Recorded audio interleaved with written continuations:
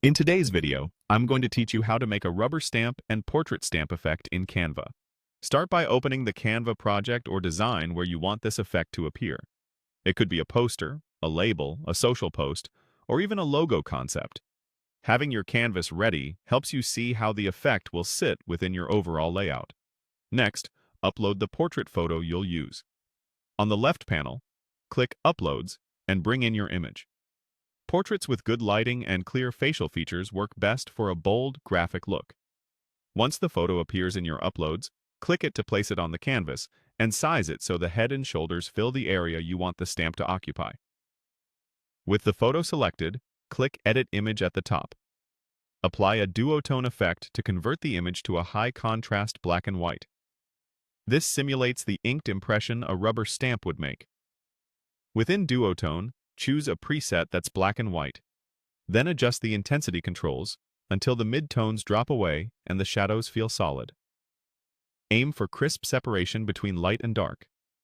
Too much gray will look muddy, while stronger contrast looks authentically stamped. Now head to Elements and search for Stamp or Grunge texture. You're looking for textures that resemble ink speckles, rough edges, or paper grain. Click one you like and place it over your photo.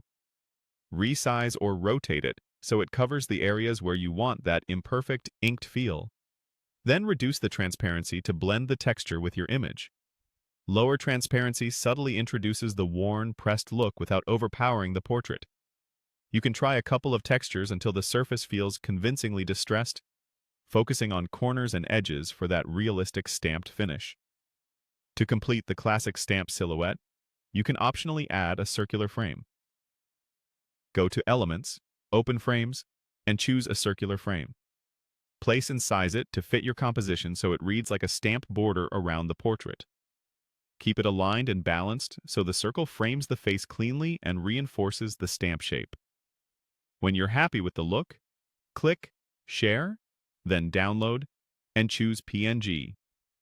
PNG preserves clean detail and is a solid choice for using your stamped design across different backgrounds.